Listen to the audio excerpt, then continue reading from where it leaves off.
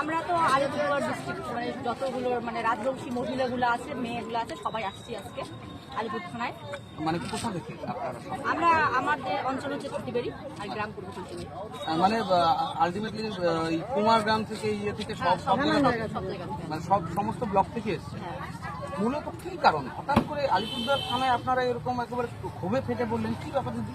আসলে আমরা তো এখানে আজকে আসার কথা না, কিন্তু আজকে আমরা সোশ্যাল মিডিয়া